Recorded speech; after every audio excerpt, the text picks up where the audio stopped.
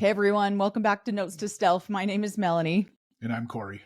And we are both born and raised in a polygamous church here in Utah called the AUB, or the Apostolic United Brethren. I was born and raised, I guess, 4 mothers, 34 brothers and sisters.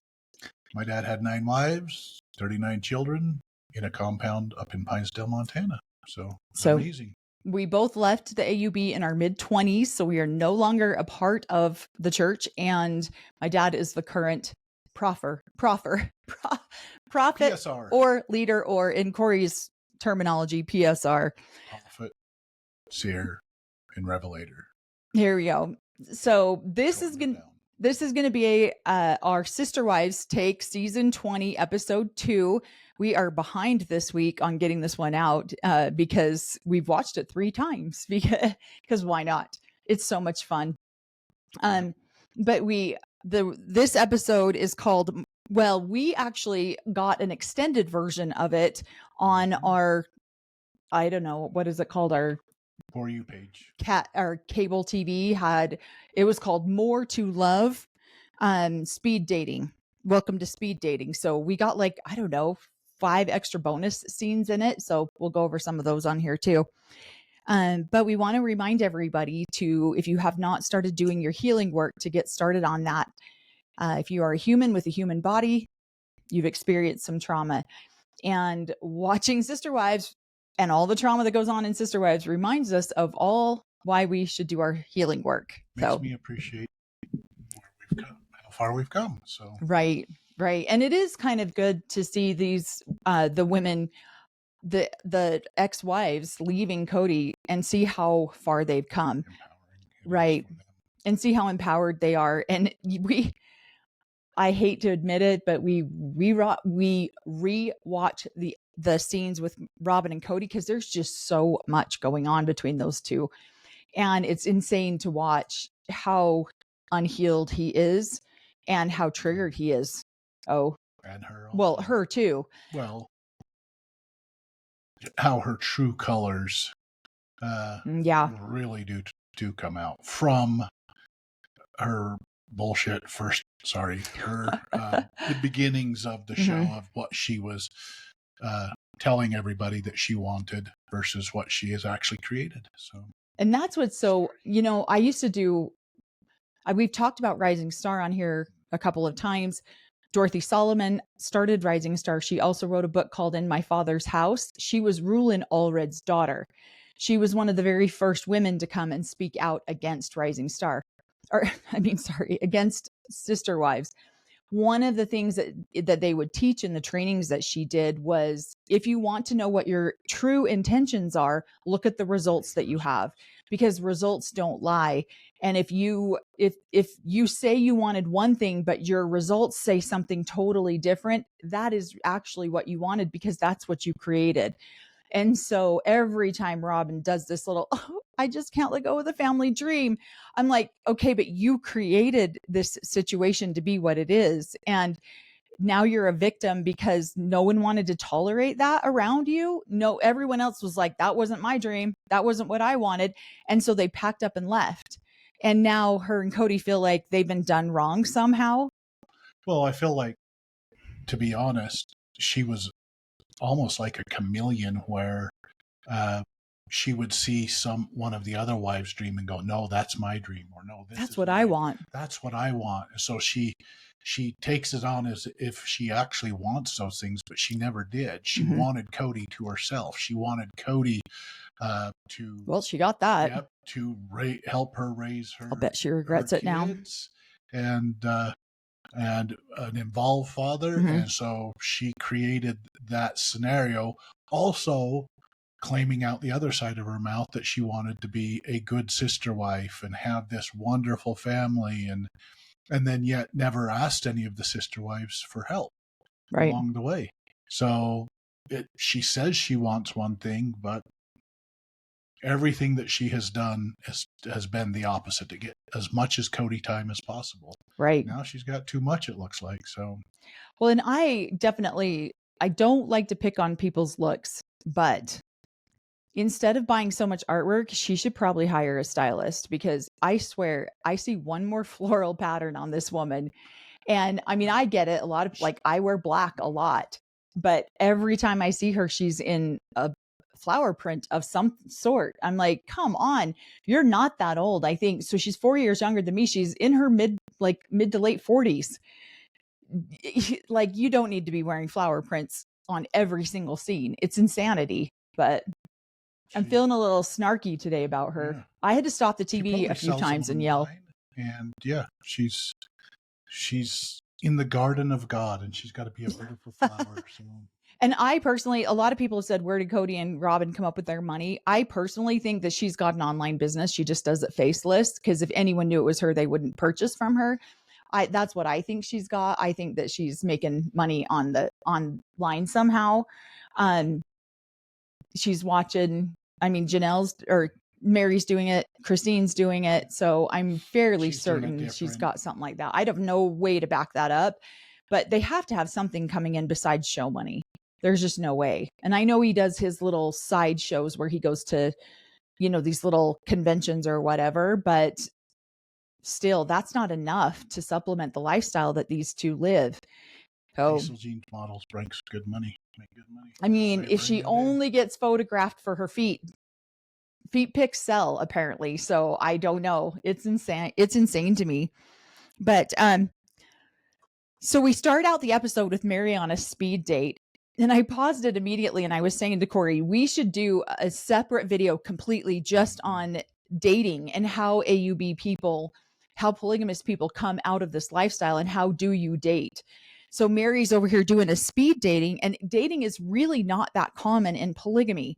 And that's what I was telling Cory. I'm like, this guy over here dated a ton of people outside of the religion. I only ever dated 3 people, my ex-husband, Cory, and one other guy from the AUB. So I've never dated anyone outside of polygamy. I've never dated anyone outside of, I mean, one of the other guy that I dated, he left polygamy, but we were all poly kids. So I've never had experience like that. I've never done anything remotely close to speed dating. It did not look fun. It did not look entertaining. It looked, yeah, I'm sure her and Jen had some good laughs on their way home. Oh, because in the AUB, you don't date for fun. In polygamy, you don't date for fun. You're always dating with a purpose in mind of either getting married or checking that person off the list. You just don't. And the dating periods are so short. And I know they've said that Cody and Robin dated for way too long. And I'm really confused about their timeline on dating, because it says in several places that she said they dated for 10 months. In Christine's book, it says 6 months. And which either way is a very long time in polygamy. When you're dating someone else's husband, it's really hard. That's a long time. Usually courtships are 2 to 3 months, because you go in there with an intent and a purpose, and you pray about it, and then you get your answer from God.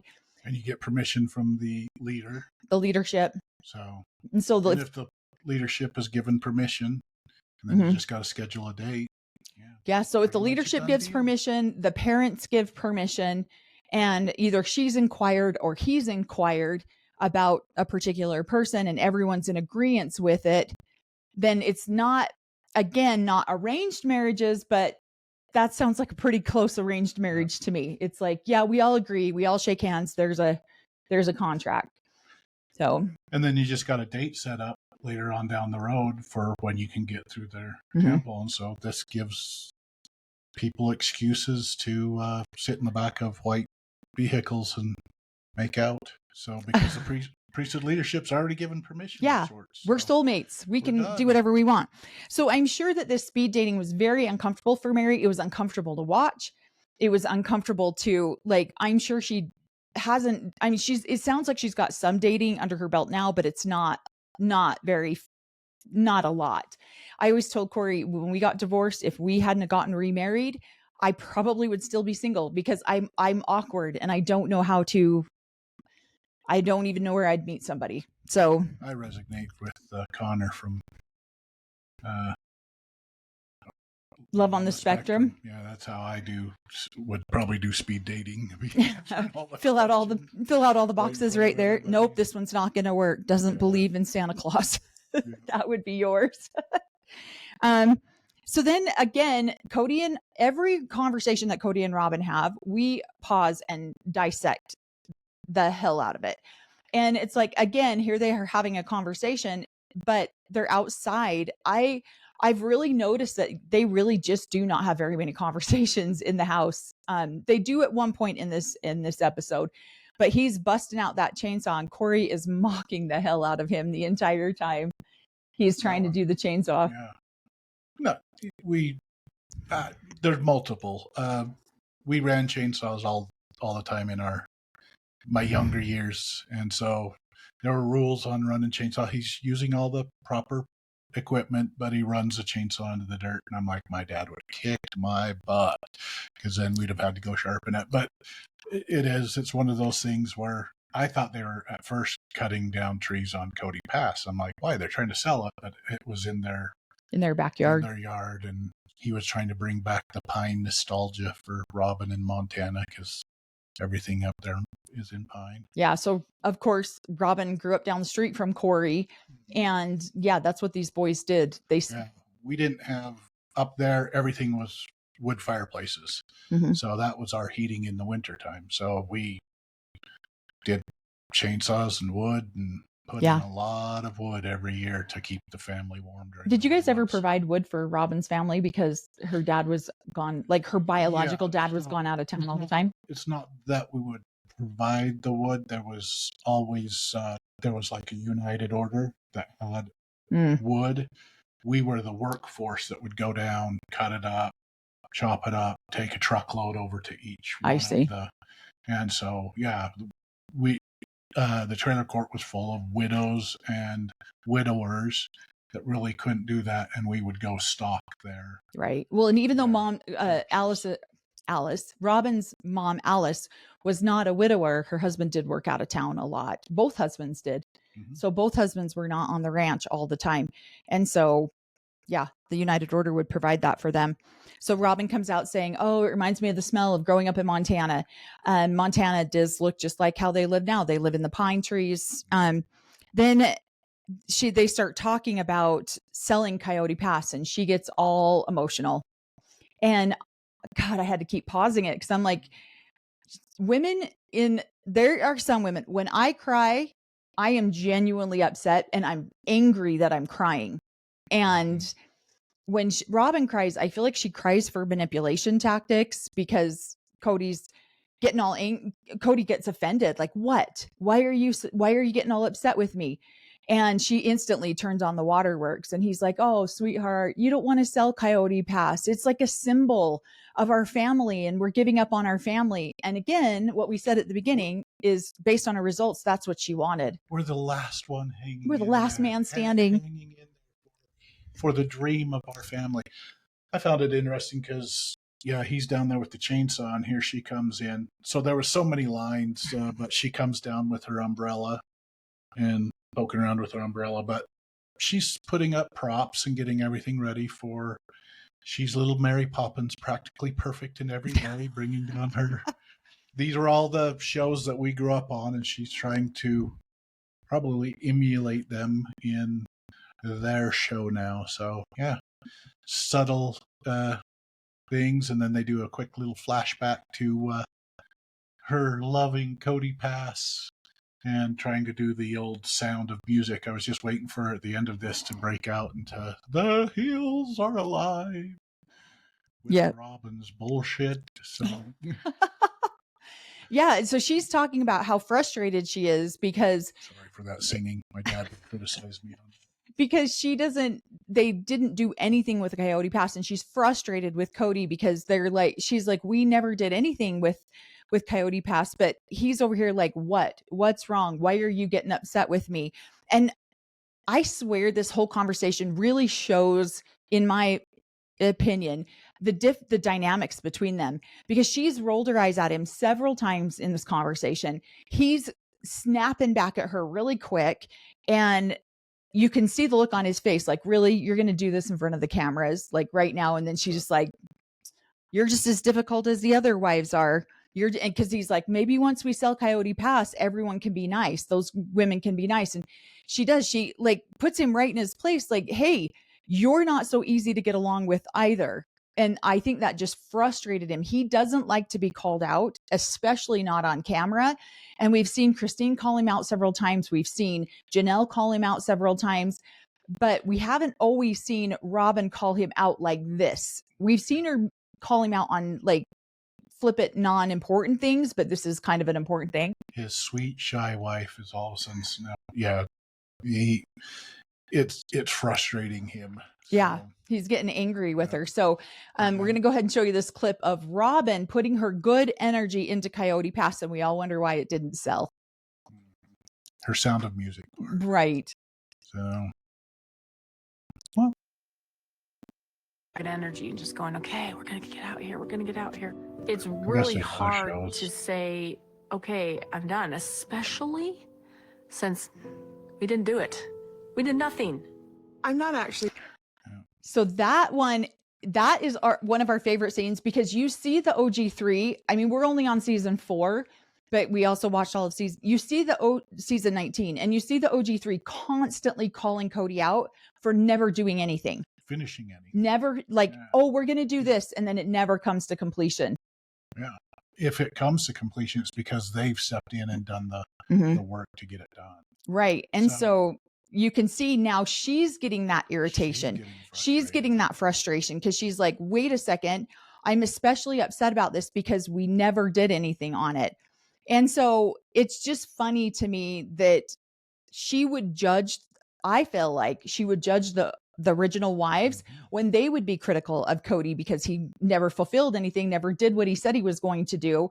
And he didn't have to be accountable, because he would just lie to one wife and go to the other wife's house, lie to her, go to the other wife's house. And now all of a sudden he's having to be uber accountable to Robin. And she's like, this needs to get done. This needs to get done. And now she's frustrated, just like the original wives were frustrated. So I think it's funny. Let's see. She's also talking about, we'll show you this little scene. I think this is so funny because she talks about how she's tired of the miscommunication. They communicate and all of a sudden it's like fireworks that go off. And Cory pops off with, yeah, just like the family group text, one thing gets said and somebody blows it all to hell. And it's her standing there with the little lighter, like, what?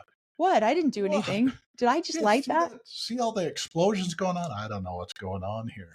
And so she just talks about the miscommunication. And it appears that she's got a nice big red spot on her face. I mean, I feel really bad for her. This poor girl has really had a lot of outbreaks on camera. Let's get this one over here. Cody must be dating again. Oh my gosh, that's hilarious. Come on. That happens really quickly and really easily. You know, those little firecrackers, you just light one off and there's like a string of them and they go pop, pop, pop, pop, pop, pop, and they just kind of light each other off. Whoa, whoa, whoa, whoa, whoa, whoa, whoa. Like, hey, snap, she didn't mean that. Hey, he didn't mean that. Hey, well. Maybe time will just make. So I think that is funny because, yeah, when Cory popped off with, oh, is that what she did in the family group text? And all of a sudden the family group text blew to hell, which we've heard about the Christmas text that had come on. And so Robin just kind of, and he's like, well, maybe the wives will be nice. She rolls her eyes at him again. I just think it's funny. This conversation shows there's a lot of strain going, in my opinion, there's a lot of strain going on in this relationship. And then she turns on the waterworks. He's getting frustrated. She turns on the waterworks. He backs off and starts being kind and starts being like, oh, sweetie, I'm so sorry. I know you really wanted this to happen. I know you really. And so I feel like, again, now we're seeing in real time her manipulate. We're getting it on TV that I had promised you this plural family. I promised you that I'd get you into heaven, and that's all. Now I can't even do that. All my wives are gone. Mm-hmm. And so I think it's really sad because I don't understand. Everything this woman does is so contradictory. She says, oh, I just can't give up the dream of this family. I just can't give up the dream of us all living here. And then Janelle comes on and she's like, yeah, no, none of us really wanted to live out there. Mary didn't want to live out there, but she would if everyone else did. Christine didn't want to live out there. And Janelle's like, I never saw myself living out there with the family. I saw myself living out there on my own, which is what Janelle ended up doing. But Janelle's the only one that ever. Right. So, right.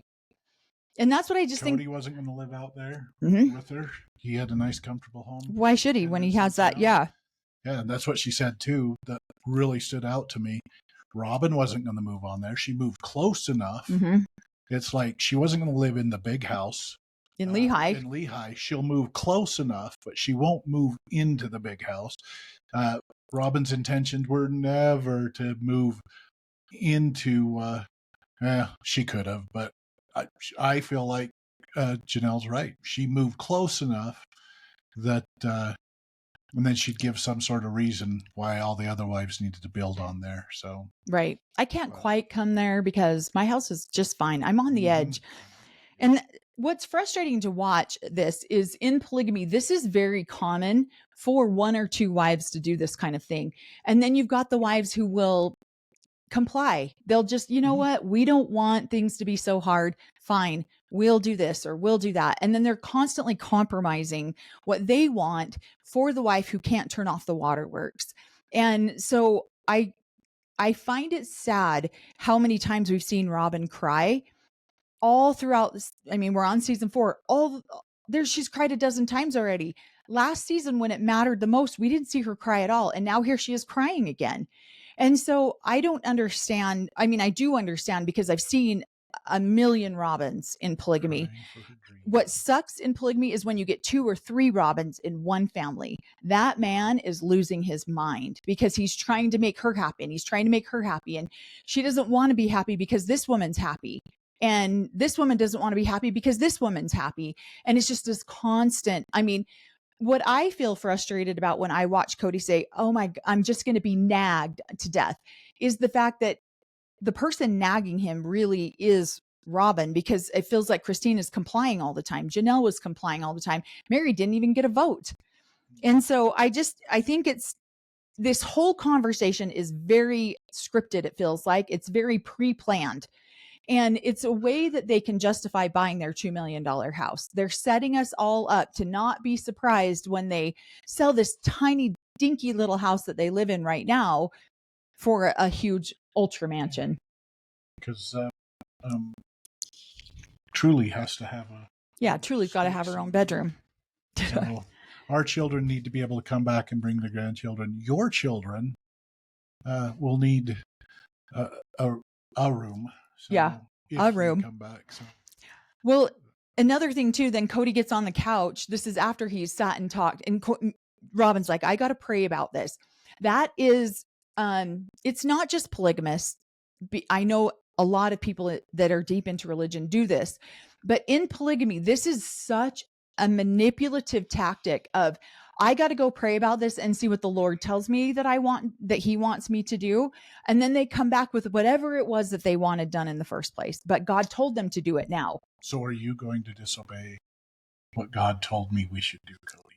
Right. So God told me that we should do this. And so are you going to go against God's word? And I have literally heard people say those exact words. Yeah. God, I spoke to God and he told me that this is what needed to happen. And this is the testimony. This is everything. We've said this before. Everything has meaning. Everything like, oh, this bird flew down. It was God sending me a sign. Well, and I'm not, the difference between prayer and prayer with a message,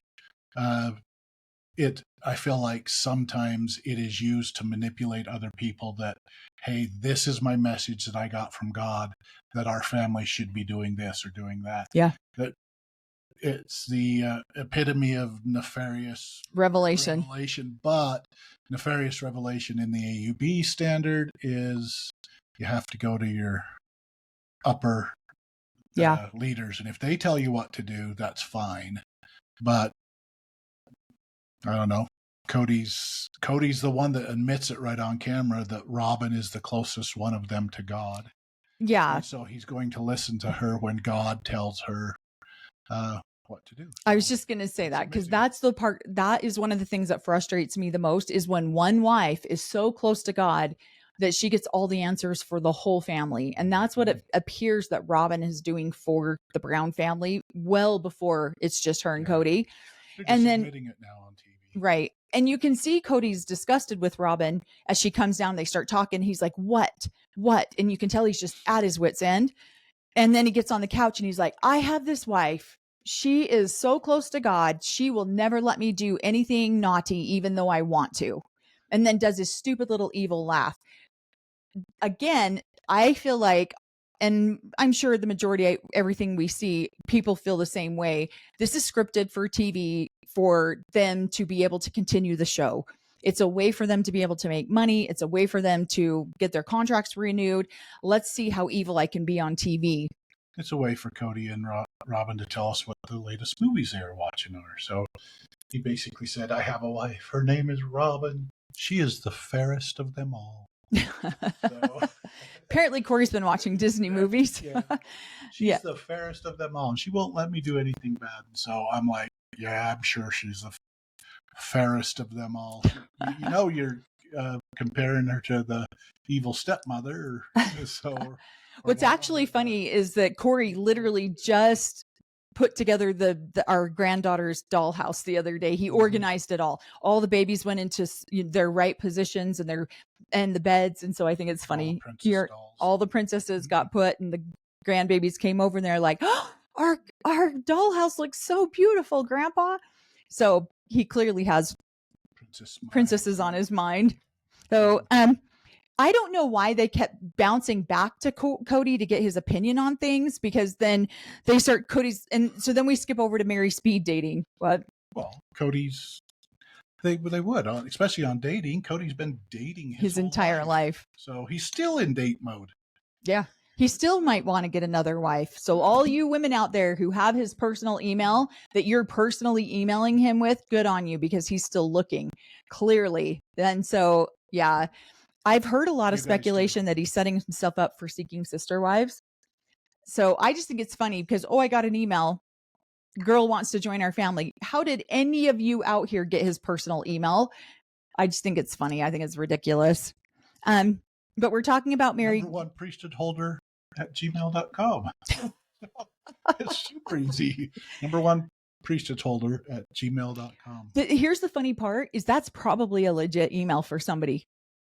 Maybe not even in ESR's email. Go ahead. Yeah, that's funny. But so we skip back over to Mary. She's speed dating. The whole thing is so awkward and uncomfortable. There was a bonus scene on there where she's, talking to somebody. It just was an awkward conversation. So not really anything to report on that one. And then we jump up to, and then Mary says that that Ron's sweet and good looking, and maybe hopefully he would be the only one that she was interested in that night. And then we jump forward to McKelty and Tony moving to North Carolina.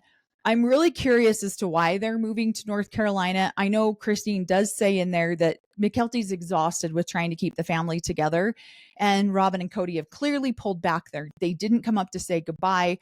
This is very common in my experience for when a wife leaves a polygamous man, that man really does withdraw from all of her children, the good majority of her children. There might be one or two stragglers that really try to hang on, but it's like there becomes such trust issues. Like, I can't even be friends with you because you're going to run back to your mom and you're going to tell your mom everything that's happening over here.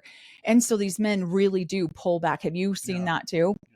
Yeah. So it takes the child to hold on or to create that relationship, because the men sure aren't going to do it. Well, the men never have had to. Right. I mean, they have that relationship when they come over and visit the mom. They're right. not visiting the mom anymore. Why work on a relationship with her kids? So. Well, and before, when the mom was active, then the dad could say, oh, hey, like Cody could tell Christine, can you tell McKelty da, da, da, da, da? That way he doesn't even have to give it to McKelty hands on. And then if Christine relays that message wrong to McKelty, then the miscommunication between Cody and McKelty is Christine's fault. And so a lot of men in polygamy tend to do this because they're busy. They're important and they're busy and they don't have time to dedicate to talk. I mean, I don't know how many times my dad has said this. Melanie, I don't have time to contact every one of my kids. If I did that, that would take me all day, every day. Like, I can't do that. And so if you want to have a relationship to me, my arms are wide open. Feel free to come to me. And so men do not tend to maintain these relationships at all. And I think just watching what's happening now, we don't know exactly what's happening behind the scenes, but I think McKelty got a dose of that and she went, why am I still here? And it seems like, right. Keep relationships with those people who want to. And there was a huge, I think one of the reasons when she's talking here, and there's an eye roll, or Cody kind of made a, I don't even know how they do it. It was just an awkward conversation where he's like, she's like, well, if your kids want to come back here, and he's like, type thing, because he knows, and she does too, that none of those kids want to come back. Well, they weren't welcomed in Robin's home before. Why would they be welcome now? And Cody can get the biggest, fanciest mansion. Hey, Dad, we'd love a relationship with you, but he's already made it absolutely clear with you. If you have a relationship with me, you have a relationship with Robin. So yeah. So they're not coming back. So and they both know it. And so they're just talking. They're just justifying buying a multi-million-dollar mansion at this point. They're using the talking piece because none of the kids are going to come hang out with Robin. Well, and Robin made it perfectly clear that the kids were not welcomed. She made it perfectly clear that the other kids were not safe. And so she couldn't have them all in one space with her children because they're not safe. And so, I mean, these are just ways that they justify spending what was left over of the equity in Robin's house and not have to give that back to Mary, because they bought Robin's house apparently with all the equity from Mary's home, Janelle's home, some equity from Christine's home. I mean, we haven't gotten to those episodes, so we don't know exactly what they've portrayed on TV. But yeah, I mean, truthfully, that equity in the house really should be split between those wives. But if they lay the groundwork right now and be like, no, we're buying this house for your children too, then they can justify stealing family money from these other wives. Well, when he said that she was the fairest of them all, he was meaning he was financially fair. No, he was thinking the other way. The beautiful fair. She's the fairest of them all. She's definitely not financially fair. No. All the other wives were putting money on the counter to pay for the family bills. She was putting bills on the family counter to get them paid. It's almost like reverse prostitution. I know you spent the night with me last night because it was my one night this week, but here's my money. Go ahead. Let me pay you for spending the night with me. And then Robin's like, oh, here's my bills. I just entertained you as a customer all night. Here's my bill. Here's my receipt. But what? The polygamous wife versus the diesel gene bond. Exactly. And so Christine's asking McKelty why she wants to move. She mentions Ray is her best friend and Ray's moving. I believe Ray is David's daughter. And then she's talking about, Isabel comes in and Isabel is just the sweetest thing. And she's hugging McKelty. That is one of the things you're seeing some of the dynamic. Well, I know that you guys see it too, how close polygamous kids can be. There are some who always keep themselves on the outskirts and they're not as involved. And sometimes you might have little groups where these guys are really close and then these guys are really close, but when they come together, they all really blend well together. I feel like that's how my family is. I feel like that's how your family is. And so come together with the jokes. Yeah. And so then it's like, oh, we're all together. Let's all hang out together. But there's some that stay a little bit closer. And then I think that when we see the scene, it's such an awkward and uncomfortable scene when McKelty tries to pull the whole family together because Christine's leaving Flagstaff and Cody is just standing there angry as can be. What I feel, I'm sad for these kids that they have all this on camera, that they can go back and watch just how brutal some of the body language with Cody was with Robin. And then again, these kids are so lucky that they have this on camera, that they can go back and see this, because now it's like, it's indisputable. This is how you treated us, Dad. Where in my family or your family, it's like we're going on memory, and the McKelty in my family, the one who's always trying to keep the family together, she is constantly saying, Dad's not that bad. Dad's not that bad. He didn't mean it like that. He didn't say it like that. And so she's constantly keeping in contact with my dad, inviting him to birthday parties, inviting him to her home for dinner. He's inviting her to his new wife's house for dinner. And so these kids are fortunate enough in an unfortunate way that they can go back and roll the tape and see it. Because Cody and Robin are disgusting on this scene when Christine is leaving and Cody's just standing there just as angry as he can possibly be. Well, he's judging her because she sold his house and took his money. Well, and she has disrespected, is that the word? Or broken her vows that she made to him and God. Right. And so he is judging. He's pissed. He is ticked. Yeah. How dare her break the covenants that she made, especially since he has had to sacrifice his part of those covenants because he's coming out. Yeah, I wasn't really attracted to her. I've sacrificed for years to love you. I had to have sex with you at least 6 times. You've got 6 children. That's about it. He's just the sacrifices he made to actually love her. Belief system that is coming out with very true. Where everybody outside is like, you're a jackass.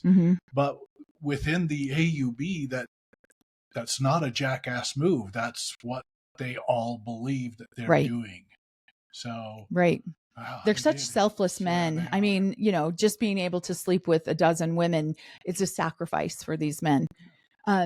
So then we go back to Mary and Ron, and Ron starts talking to her about her love languages. And what's your love language? That's a very big thing here in Utah. A lot of people talk about it. When that was one of my very first parenting books, the 5 love languages and the 4 agreements.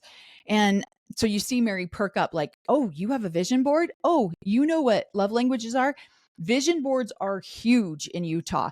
They're huge. In the AUB, when they started to become a thing in the AUB, they weren't really, because you should pray to God for all the things that you want. You don't manifest things. God manifests things in your life. And so there was a lot of pushback when vision boards first came around. Because there was a lot of pushback in the fact that this is going to take people away from relying and depending on God for what they need. And if you don't get what you need, it's because God decided you didn't need it, or you weren't worthy of it, or you didn't pray hard enough, or you didn't. And so there was a lot of pushback on vision boards and self manifestations. Well, it's because, vision boards within the AUB are pictures of the temple or pictures of the exactly buildings that we're building. So you're willing to donate your whatever extras you have into the community to build up the beauty of the community. If you have a vision board, that's a self-centered thing. You need to be looking more at the community's vision of what we should be doing. So let's have a beautiful temple. Let's have Prophet's beautiful house up there with his smiling face in front of it. Now you feel really good about taking that extra money and, this is surplus Prophet. So this is what I've earned extra this month to give to you guys. So everyone asks us, why do the FLDS all have a picture of Warren Jeffs in their home? Well, the AUB have the same thing. They all have a picture of the current Prophet in their home. And you're exactly right. I hadn't looked at it like that, but you're exactly right. I remember vision boards were competition for prophets. Exactly. They really were. I remember when they were building the temple down in Mexico, and you're absolutely right. They had a big, huge picture of it, and we could see the progress that was happening because of our willingness to help them manifest it. And because we were just lowly servants, we were not as good of stewards over our money as they would be. So let's give our money to them so that they can create the visions that they believe in. Prophet's vision board. Yeah, I hadn't put all those connections together. Vision board. That's what you don't get a personal vision board because you Yeah. spend your money the way you want to. Yeah. And so it really was. So vision boards became a thing in Utah, a really huge thing in the early 2000s, mid to, 2005, 2006 ish, right around there. And that's when there was a local man who was very LDS in the LDS temple and went around teaching about vision boards. And because he was LDS, a lot of people, he used a lot of the verbiage. And a lot of the LDS verbiage is very similar to AUB polygamy verbiage. And so it really won the hearts of people. And I remember the pushback that a lot of people got from these vision boards. But you see Mary spark up. She's like, you have a vision board? You believe in this kind of stuff? Oh my gosh. And so Ron did score a ton of points because he knew love languages and he knew vision boards. And those are two really, really big things here in Utah. And the 4 Agreements isn't as big, but if you haven't heard of those books, it's the 5 Love Languages, 4 Agreements. They're great books. Yep. Then they do a little flashback to Cody. And then Cody throws in his 2 cents. Oh, yeah. I learned my love language one time. It's physical touch. Physical touch. You're damn right. I don't know a polygamous man. I don't know one polygamous man that his love language is not physical touch. He does like his priesthood to be touched. So. Oh my gosh. That's very true. Unfortunately. Polygamous men love physical touch, and now he's not getting enough physical touch. His priesthood has been untouched for a while, apparently, based on the last episode with him and Robin. When he was like, polygamous man gets a surplus. A monogamous man does not get enough. That's hilarious. Yeah. So his poor priesthood's been untouched for a minute. Poor guy. And then we jump to Christine and David, and they're driving away to go help McKelty move. We're not going to overkill the dog story. Everybody's overkilled the dog story, and Christine's apologized for it online and told everybody about it. I personally, when he said there are a lot of coyotes and foxes around that area, we're not terribly far from them, but from our house to their house is a lot of foxes and coyotes. So that part got me a little bit like, oh, he's too little. Don't leave him out there. The coyotes are going to get him. But and then David's making fun of her and says that, she would eat them. Polygamists eat their pets, and she's like, "We didn't eat our pets. We don't eat our pets. We don't do that." Cory turns it, pauses. They got 2 of the cutest little sheep, and we raised them. And we thought they were our pets. Cory's like, "We ate our pets." And then they sent, they're going to a sweet little farm where they have lots of places to roam free and run around. Yeah. And then we had lamb chops, and they were really, really good until we found out that till the oldest brother was like, pets. These sheep turned out really good, and all the kids are devastated. Yeah. It's like, oh my gosh, yeah. So we don't never seen them eating. But to correct Christine, polygamists do eat their pets sometimes. We thought they were our pets, and they got ate. So he instantly paused the TV. Oh crap! We all ate our pets. One of the things I love, the little, like, Cody gets in his little jives at the girls, at the ex-wives, and then David loves to throw his in there too. When David's like, yeah, she was with somebody who never wanted to do anything, so with me, she thinks I'll do everything for her. Yep. And she's right, I will. And then one of my favorite scenes of the entire show is Janelle and her snark towards Cody. I just think that this woman is so hilarious. I love watching her and Mary go at each, having that little conversation. I just think they are so hilarious. Because Janelle does her snark about Cody and Coyote Pass. And then she talks about, I guess his new thing is he's into these shy, pretty wives. I guess that's his type now, is submissive, shy, pretty wives. And I love her cackle. She's got like this little cackle that is hilarious. Well, she said, I was shy when he first married me. I just wasn't submissive. Yeah. So he's out of luck there. Yeah. So we thought this was such a great scene. We want to share this scene with you guys. So hold on one second here.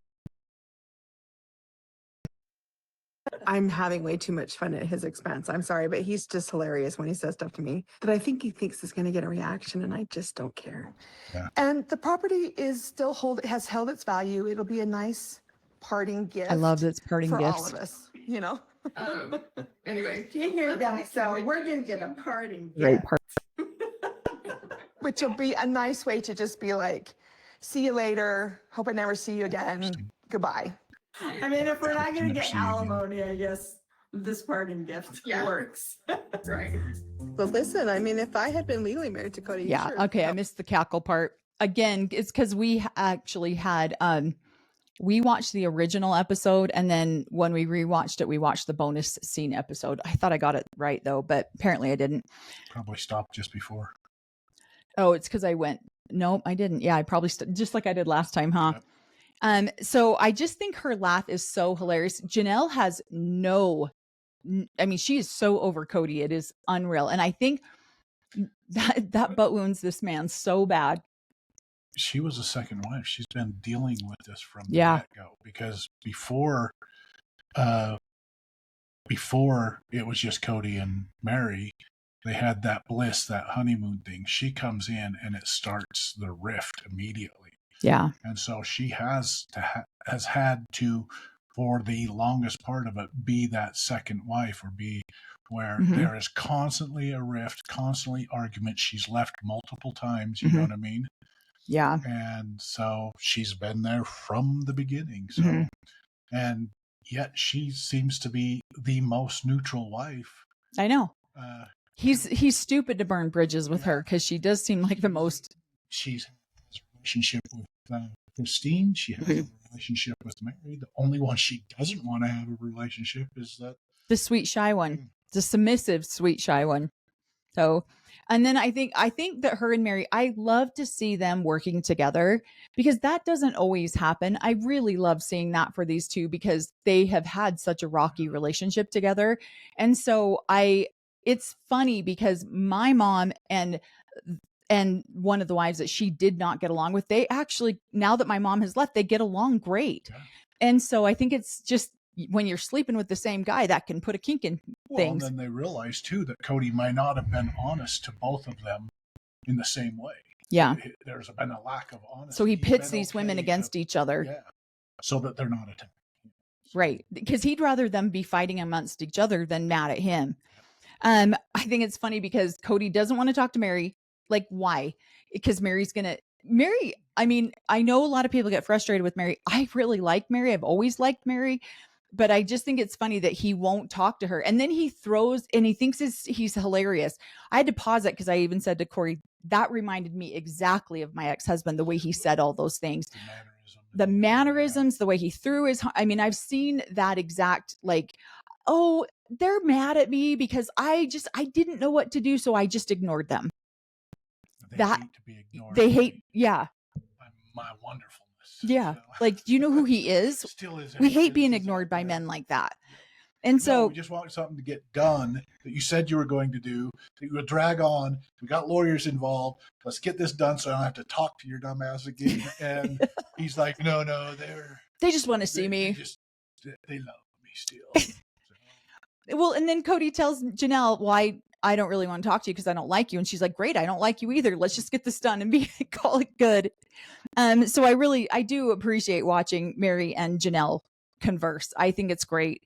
And then they're talking about Janelle. I think it's funny. I think it's funny to watch different commentators and how they try to do the gotcha moments. And it's like Christine and Janelle are at war because Janelle's winning, having all the kids move out to North Carolina, and Christine's angry with her. No, she's not. And so I think Janelle is funny about it. She's like, yeah, Peyton, get married. Come out here, have more grandbabies. And Christine's like, no, Janelle, you're not taking all my kids. It's funny banter. They don't hate each other. They're not arguing about it. It's funny banter between the two of them. But what's so great about it is the fact that Janelle has ownership of all of the children and grandchildren still. Yeah, she's not saying, oh, Christine, your kid, I have enough space in my house, your kids could come visit. I have enough space in my house, Cody's kids could come visit me. She's not saying that. She's like, give me all the grandbabies. I'll take them all. And so if you can get past the clickbait and the gotchas from other creators who are basically trying to pit these two women against each other, they're not. It's fun banter between the two of them. And what I love for these kids and these grandchildren is they do have an ample support system with Christine, with Janelle, and even with Mary. I know some of the kids don't talk to Mary, and that's fine, but I know Mary, maybe not as much as I used to, but I can guarantee you any of those children needed her, and she would be there in a minute. She would, because that's the type of person Mary is. She would. Even the ones who have talked negatively about her online or said, she would absolutely drop anything and go help them. Yep. And so these kids are blessed with that. They really are. They're blessed with a support system between these three women, and their children are blessed with that support system. Okay. And then we get to Christine and David, and they're in the truck and they're heading out there. I love that these two just love to spend time together. And he's over here like, yeah, you're going to boss me around and tell me what to do, huh? And I had to pause it because I laughed at Cory, and I'm like, I would have done the same thing. I would have been like, oh yeah, Cory will drive the truck. No problem. And Cory would be like, really? I'm driving the truck, but he loves to hang out with me. And so he would drive the truck so that he could hang out with me. I know. Yeah. And I loved hanging out with you. So I love to watch their relationship. She loves driving with me. So she loves sitting in the back. That's not true. And I have control issues for me. Yeah. Oh, I think it's funny. We definitely do love to hang out together. All right. And then we get to back to Cody and Robin, and he brings over a stack of papers to her, and he's like, hey, I'm thinking about putting these women on title, and that way we can all have fair equity in this property. And I'm like, finally. And you hear Janelle, finally, it's about time. Sky falling? I know. Is the sky falling? But it's like, why was this not done years ago? And what's funny to me is that you hear Cody and Robin talking about, because Janelle and Mary have been wanting to sell this property for a long time, but Cody and Robin haven't gotten around to it. And now all of a sudden, Cody and Robin get to decide when Mary and Janelle sell their property or get their equity out of this. These girls have lawyered up, so we got to do something now. We can't just keep ignoring them. So you and I need to decide what we need to do. So it's so ridiculous. Let them know. And this is what happens with the legal wives. This is another reason a lot of polygamous men don't have a legal wife at all, because then they make all of the decisions and they don't have to ask anyone. My dad went 25 years without having a legal wife. And so he swore he would never have another one. And then he secretly married one and didn't tell anybody about it. And so that's what's funny to me, is that I don't know why these women agreed to put their money into this property. This is a huge lesson learned for them. And hopefully any polygamous people who are watching this learn this lesson too. Get your own vision board. Get your own vision board. Yeah. Don't let him be your vision for you. You get your own, put your name on things. Then again, they're getting us all ready to justify a $2 million purchase on a new home. And they're talking about how they've lived in this house for 5 years and 4 of them have been so hard. And Cody makes a comment that I don't know if a lot of people caught, but he says, I have been so lonely in this house. I was like, I've been lonely here. Yeah. You need to pay more attention to me. His priesthood wasn't getting touched. Yeah. My priesthood hasn't been touched. Yeah. For quite a while. That's so horrible. That sounds so horrible. We're going to use that from now on. And then, of course, they talk about how they need a bigger place. I mean, this house is huge already, but they need a bigger place. And Robin makes a very distinct point to say, so his kids can come. And again, it's something we've known from, day one, that they were not her children. She claims she wanted to be. Right. That's what attracted her to the family, but she has kept her children separate the whole time.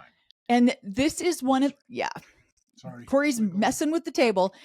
This is one of the things that I have said from the very beginning that set the Brown family apart from most polygamous families, is that the Browns did claim each other's children. This is not a common thing.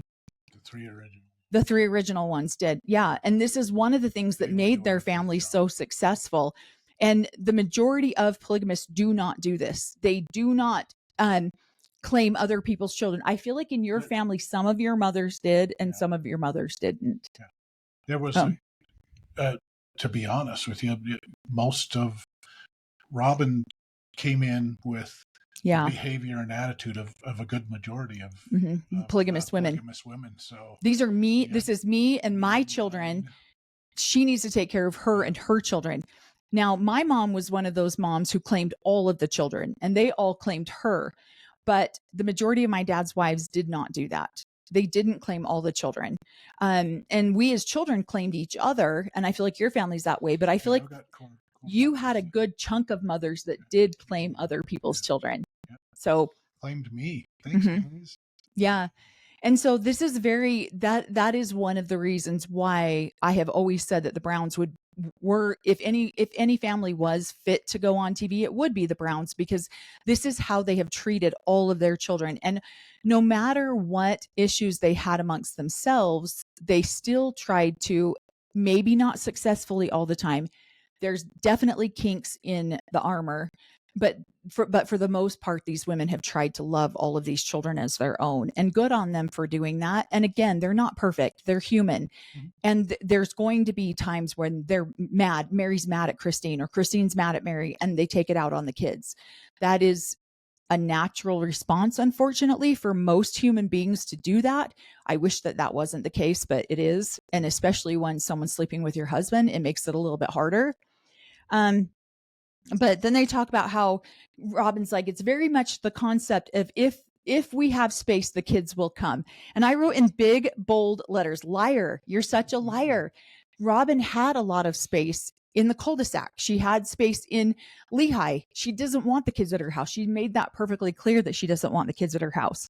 What she meant to say was, if you make space, the dolls will come. They will multiply and replenish her home. Replenish her home. So yeah. She'll have them dolls out there on the swing with, these are my sister wives. So, you girls will never leave me, will you? You guys will stay with me forever. Oh my gosh. And then Cody and Robin are talking about starting over. Cody's like, we just got to get out of this space. So it made me really stop to think. And Robin says, I'm trying to let him know that wherever you go, these problems are going to follow you. You have to fix what's inside of you that's broken. And I think that this is the reason Cody moves all the time. It gets too hard in one spot. This is a hard lifestyle. And most people do not live it well at all. And so it's like, this house has too many hard memories. Let's go on to the next one. This house has too many hard memories. Let's move on to the next one. And so he thinks that he's getting these start overs all the time, when really he's just running from the problem, and it just follows him to the next place. But it gets bigger and bigger and bigger until he's now single with Robin, and they don't look happy.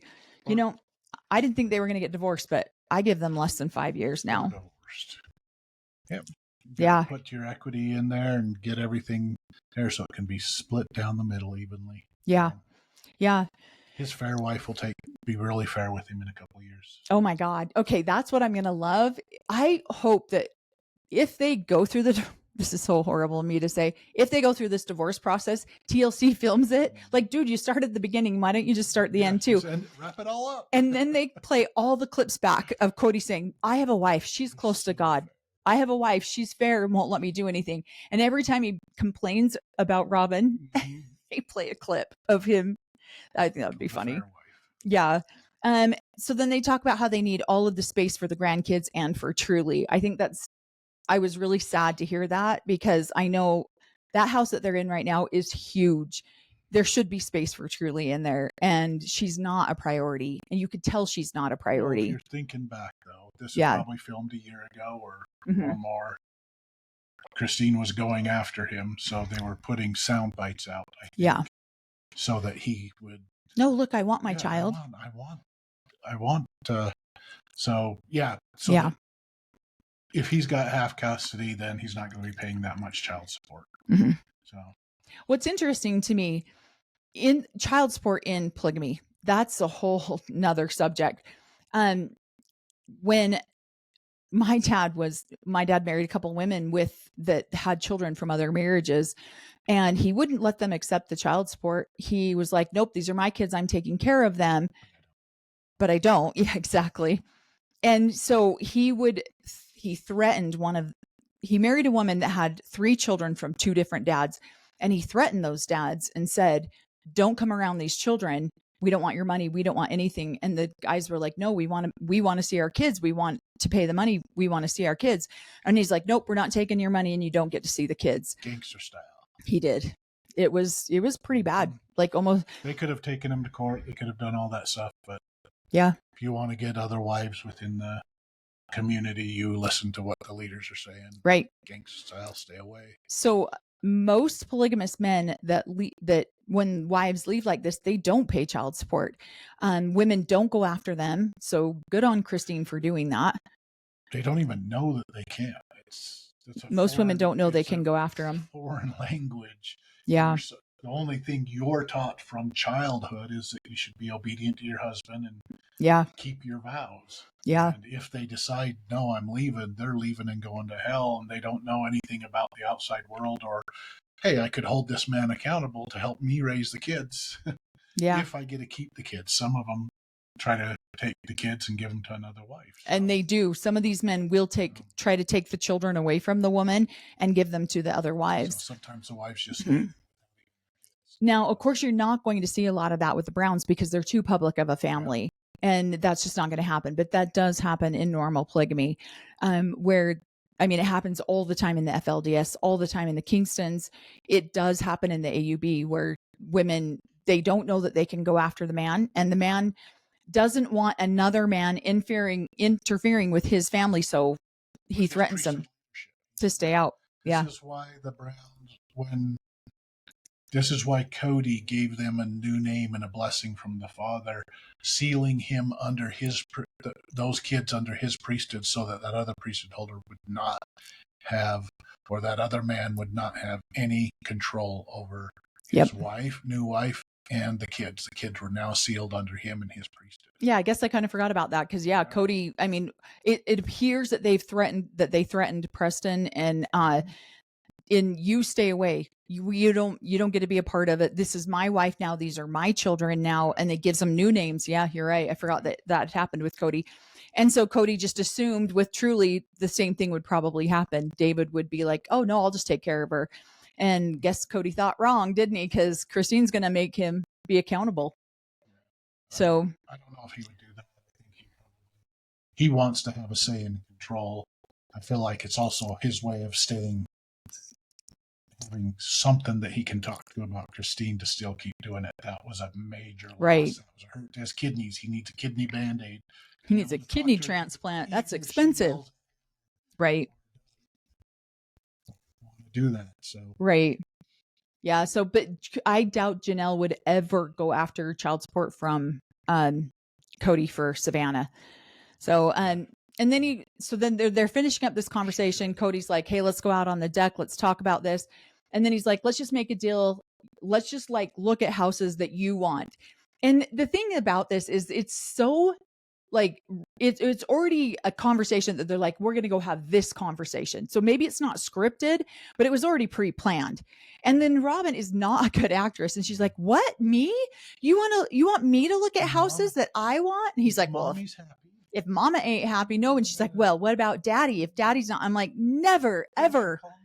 Yeah, I know. I'm like, I never want to hear Robin call Cody daddy again.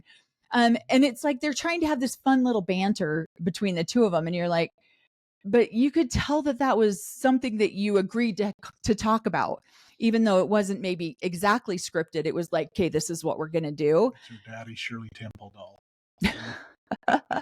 Yeah. Curly boy. Oh, it's horrible. And then we end the show with McKelty and Tony driving through a tornado, Christine and David talking about the tornado. Describing Robin. Yeah. Yeah. And I was like, leaves a trail of disaster. Destruction. Right down the trailer court. Yeah, all the way through the trailer court. And so, I think that we were laughing about that was so hilarious. So, let us know what you guys thought about this episode. There was so much to talk about in Robin and Cody's. I hate watching their conversations because they're so, but at the same time, there's just so much going on there that we did watch them quite a bit. Telltale signs. Yep, she's leaving. Yep, she's leaving. Yep, she's leaving. Oh yeah. there was a dozen of those in this episode, And he's whining, wanting to keep her this way. He lost 3 wives. yeah. Oh man, that kidney stab when she leaves is going to be 10 times worse because he sacrificed 3 wives and a family for her. Yeah, all the things he did to love Robin, all the things he gave up for this woman, this sweet, shy, submissive woman. Okay, so we are still watching season 4. Yep. We will be posting a video about that. It has just been a crazy week for us. We have not gotten that video done. Season 4, episode 3. We promise that one is coming out. We have Special Forces coming out. Again, we didn't do a Special Forces last week. There just wasn't. They're not really giving Cody a lot of airtime. Just a nice punch in the face. A nice throw a face in the mud, punch in the face, and that's about it, huh? Yeah, I think Cory rewatched that. I actually didn't watch Special Forces with him, but I hear him laughing in the living room. And I'm like, what are you laughing at? He's like, oh my gosh, Cody Brown just got knocked out. It was hilarious. So punched in the face. Yeah. So let us know what you think in the comments. Thank you guys so much for liking our channel. Please like, subscribe, share. For those of you that don't know, there is a new hype option that YouTube has put out. And basically, when you go to the comment section, you just swipe right. And there is a hype button. And what that does is when you hype, you can hype up to 3 or 4 videos a week, I believe. When you hype that, it lets YouTube know this is an interesting video. The videos have to be less than 7 days old for you to be able to hype it. And then it lets YouTube know this is a great video. Let's push it out a little bit faster. So thank you guys, all of you guys who have hyped our videos. But that's a new option that YouTube just put out. So if you feel like this is a great video, feel free to hype it. We would love that too. Yeah. And thank you everybody who is using our store down there. Oh my gosh, thank you. We appreciate you guys doing that. Buying chapstick. So much chapstick's already been sold. Thank you. Thank you so much, guys. Yeah, we really appreciate it. And we do have more t-shirts and stuff coming. So we do appreciate working on some more designs. So yeah. Cory's been putting his little heart and soul into that decorating. So yeah, if you feel like there's any sayings that you want us to put on t-shirts with logos, give that a drop in the comments as well. So all right. Thank you all. We'll see you on the next one.